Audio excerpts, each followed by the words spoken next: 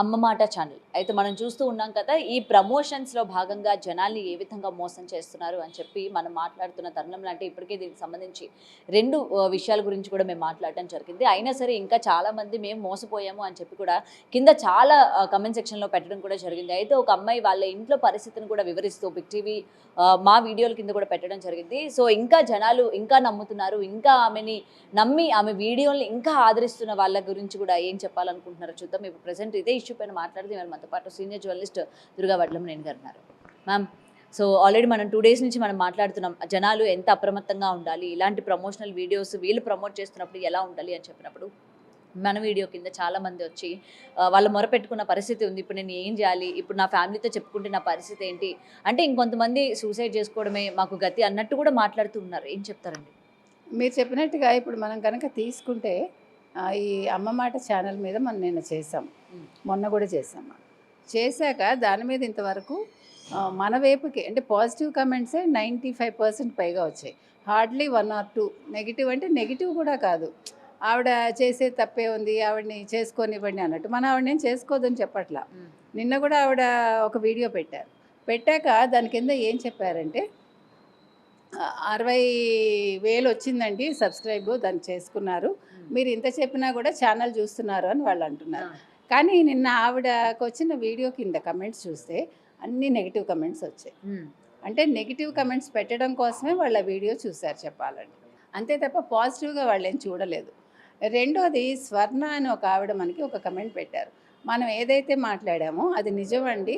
మనం అన్నాం కదా బంగారం తాకట్టు పెట్టి లేకపోతే చిట్టీల డబ్బు లేకపోతే ఇంట్లో భర్తకి తెలియకుండా అన్నాం కదా. దానికి స్వర్ణ అని ఒక ఆవిడ కమెంట్ పెట్టారు. మేడం అవునండి, నేను అలాగే చేశాను. నా చెవి కమ్మలు పెట్టి నేను 30,000 కట్టాను, నేను మోసపోయాను. మీరు కొంచెం ఏదో ఒకటి చేయండి, అమ్మ మాట వాళ్ళ వల్ల నేను మోసపోయాను అని. తర్వాత నిన్న ఆవిడ చెప్పిన గురువు గారితో మనం మాట్లాడటం జరిగింది. చిరావూరు కృష్ణకిషోర్ గారు.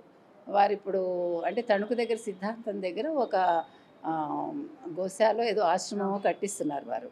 సో వారు చాలా బాగా మాట్లాడటం జరిగింది. మన వీడియోస్ని కూడా ఆయన చూశారట. చూసి బాగా చెప్పారమ్మా, నేను అమ్మ మాట జయమ్మ గారిని నేను నమ్మి అంటే ఆవిడ మాటలకి నేను ఇంకేం చెప్పలేక నేను పాజిటివ్గా మాట్లాడాను. కానీ ఎప్పుడైతే ఆవిడ గురువుగారు క్షమించమని అన్నారు అని మాట అన్నారో అక్కడితో నాకు కోపం వచ్చింది. నేను డిలీట్ చేసిన వీడియోస్ 2 పెట్టేశాను. ఆవిడ కూడా చెప్పాను, మీ వీడియోస్ మీరు పెట్టేయండి, నా పోరు ఇంక మీదట మీ మీద ఉంటుంది అని చెప్పాను. నేను యూట్యూబ్ ఛానల్స్లో ఎవరైతే ఈ రకంగా మిస్గైడ్ చేస్తూ ప్రజలని ఇబ్బంది పెట్టే వాళ్ళ మీద అంటే వాళ్ళ ప్రమోషన్స్ సరిగా లేకపోతే వాళ్ళ మీద నేను మాట్లాడదలుచుకున్నాను, వాళ్ళ మీద పోరాటం చేయదలుచుకున్నాను అని వారు చెప్పటం జరిగింది. సో మనం ఎందుకు చెప్తున్నామంటే ఇప్పుడు అమ్మ మాట ఆవిడ మీద ఎవరికి కోపం లేదు. ప్రజలు అనేది ఏంటంటే రోజు మీరు ఏంటి చూపిస్తారు, నగలు, చీరలు, డ్రెస్సులు, అంటే ఒక సమాజానికి ఉపయోగపడే అంశాలు ఏమీ లేవు అందులో. తల్లి కూతుళ్ళు చూపించే దాంట్లో ఎంతసేపు వాళ్ళ ప్రమోషన్స్ ఇది తప్ప ఇంకోటి లేదు. ప్లస్ ఇప్పుడు 26 మంది బాగుపడ్డారు. 26 మంది బాగుపడ్డం వల్ల ఇవిడ కమిషన్ వచ్చిందా, ప్రజలు అడుగుతున్నది అది. ఆ ఇద్దరు నష్టపోయారు కాబట్టి ఇప్పుడు ఈ స్వర్ణ అన్న అమ్మాయి ప్లస్ ఇంకొకళ్ళు ఎవరైతే ఉన్నారో వీళ్ళిద్దరికి మనం ఏం అడుగుతున్నాం అంటే అమ్మ మాట వాళ్ళని, జయ గారు మీరు ఒకటే చేయండి, వాళ్ళిద్దరికి మీరు డబ్బులు వెనక్కి ఇప్పించండి, లేదు మీరు ఇవ్వండి, పెద్ద మనసు చేసుకుని. ఇప్పుడు ఆ రాధిక అన్న ఆవిడ చేత ఒక వీడియో పెట్టారు కదండి, దాని మీద కూడా నిన్న చిరావూరు వారు మనకి వివరణ ఇచ్చారు.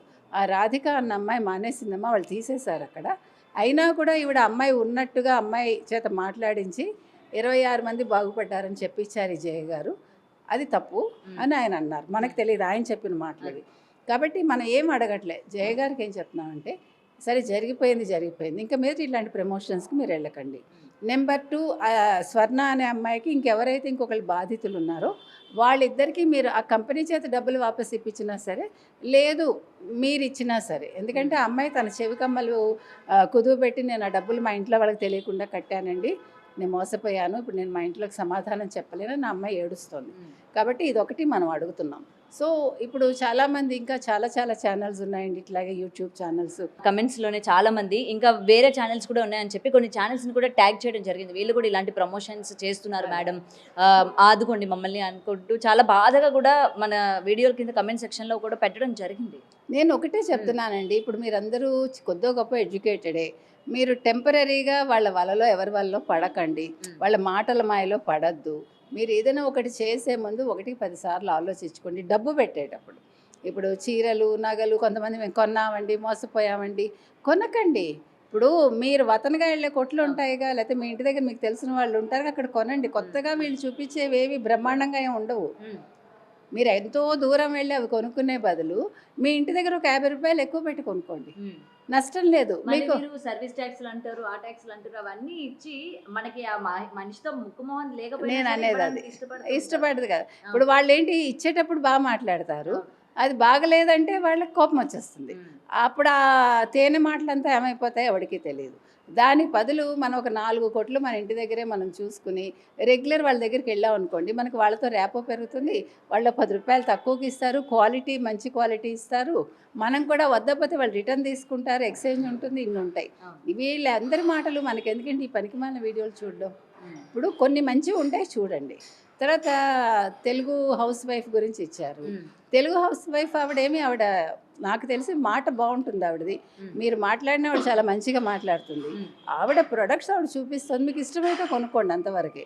ఆవిడ మోసం చేసిన దాఖలాలు ఏమీ లేవు మనకి. అదేవిధంగా కలగూరగంప అనే ఆవిడ హెయిర్కి సంబంధించి ఒక ప్రోడక్ట్ పెట్టారు, చాలామంది వాడుతున్నారు, బాగుందన్నారు. దాన్ని మనకు తెలియదు, అది వ్యక్తిగత అభిప్రాయాలు, మనం దాని గురించి కమెంట్ చేయడానికి లేదు.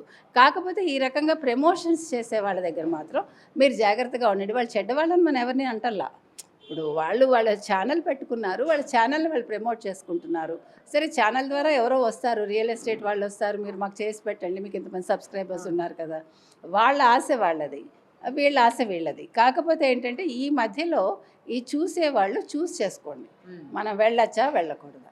ఇప్పుడు మన ఇంట్లో అమ్మ మాట వినం, కానీ ఛానల్లో అమ్మ మాటలు వినేసి మనం ఎందుకు మాయలో పడ్డాం. ఇంట్లో అమ్మ మాట వినండి కదా, మనం చెప్పేది అది.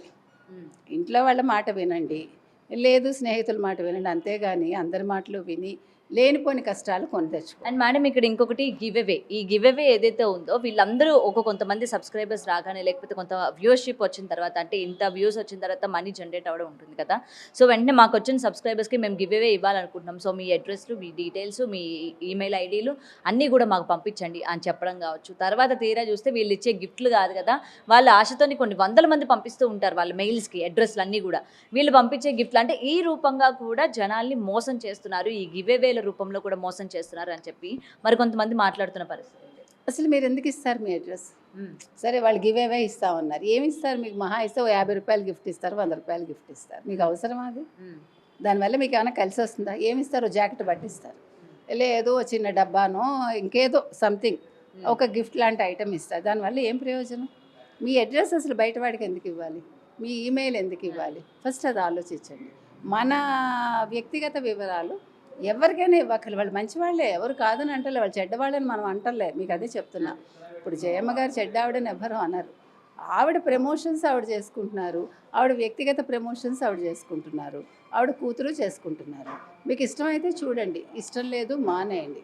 అంతేగాని మనం ఎవరిని నెగిటివ్ అనొద్దు. ఎట్ ద సేమ్ టైం మనం చేసిన తప్పిదానికి ఎవరిని బ్లేమ్ చేయదు. ఎట్ ద సేమ్ టైం వాళ్ళ వల్ల మీరు బలవ్వద్దు, ఇది మనం చెప్తున్నాం. సో ఇంక మీద ఎవరు యూట్యూబ్ ఛానల్స్ చూసినా 1-10 సార్లు ఆలోచించుకోండి. పెట్టుబడి పెట్టే ముందు మీ సొంత డబ్బు, అది మీ కష్టార్జితం కాబట్టి అది పాడవకుండా చూసుకోండి. మీరు అది కాకపోతే మీరు సొంతంగా మీరు చేసుకోండి ఏదైనా. వాళ్ళ మీద ఆధారపడి వాళ్ళు చెప్పారని మీరు అందులో ఊబిలో దిగకండి. ఇది 1-10 సార్లు చెప్తున్నాము. మీరు ఏదున్నా గూగుల్లో మీరు సెర్చ్ చేసుకోవచ్చు, లేదు చదువుకున్న వాళ్ళని అడగండి. ఇంకా కావాలంటే మీ దగ్గర ఉన్న పోలీస్ దగ్గరికి వెళ్ళి అడగచ్చు, లాయర్ల దగ్గరికి వెళ్ళి అడగచ్చు, ఇదేంటి మంచిదా చెడ్డదా అంటే. మీరు మీ చుట్టుపక్కల మీరు ర్యాపో పెట్టుకుని మీకు ఒక సందేహం ఉంటే తీర్చే వాళ్ళని మీరు చూసుకోండి. ఒక లాయర్ని చూసుకోండి, ఒక పోలీసుని చూసుకోండి. అందరూ ఉండాలండి మనకి. ఇప్పుడు మనం ఒక కార్పెంటరు, లేదా ఒక ప్లంబరు, ఒక ఎలక్ట్రీషియన్ ఎట్లా పెట్టుకుంటామో అట్లా మనకని ఒక లాయర్ ఉండాలి, మనకని ఒక పోలీస్ ఉండాలి. తప్పులేదు, సందేహాలు వస్తూనే ఉంటాయి. దేహం ఉన్నంత వరకు ఉండేది సందేహం అండి. కాబట్టి మనం మన సందేహాలు తీర్చుకోవటానికి మంచిగా అంటే ప్రజల్ని నమ్మాలి. అదేవిధంగా మనం కొంతమందితోటి మనం ర్యాపో పెంచుకోవాలి. Thank you ma'am.